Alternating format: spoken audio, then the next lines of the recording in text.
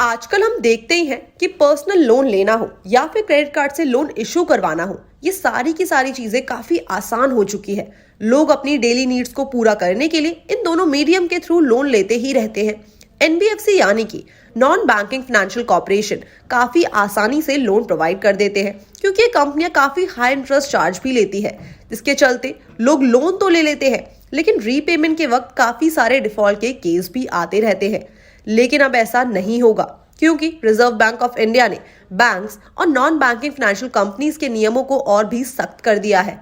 RBI ने bank और NBFC के कंज्यूमर लोन पर क्रेडिट रिस्क वेटेज को भी 25% तक बढ़ा दिया है। आरबीआई की तरफ से जारी सर्कुलर के मुताबिक कमर्शियल बैंकों के कंज्यूमर क्रेडिट पर रिस्क वेटेज अभी तक 100% था, जिसे अब 25 बेसिस पॉइंट्स बढ़ाकर 125% कर दिया है।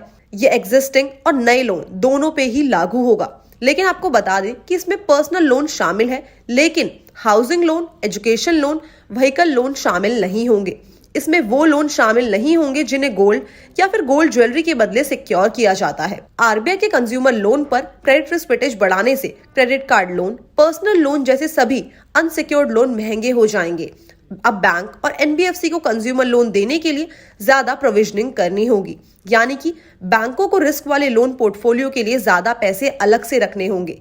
जैसा कि मान लीजिए किसी बैंक ने 1 लाख रुपए का पर्सनल लोन दिया है, जिसके ऊपर रिस्क वेटेज अब तक 100% था, यानी कि इस लोन को पूरा करने के लिए 1 लाख रुपए बैंक को अलग से रखने होंगे, ताकि लोन डूबने की सिचुएशन में बैंक डिफॉल्ट ना करे और बैंक के पास पूंजी रहे और उसके डिपॉजिटर्स को पैसों की दिक्कत ना हो। अब इसे बढ़ाकर 125% कर दिया गया है, यानी कि अब 1 लाख रुपए की जगह बैंक को 1,25,000 रुपए अलग से सेव रखने होंगे। अलग से रखने का मतलब ये होता है कि बैंक्स को इस पैसे का निवेश सरकारी बॉन्ड में करना होगा। दरअसल आरबीआई गवर्नर ने अक्टूबर मॉनेटरी पॉलिसी में कुछ पर्सनल लोन सेगमेंट में बढ़ते रिस्क पर चेतावनी भी दी थी। आरबीआई की सख्ती उसी दिशा में उठाया गया एक कदम है।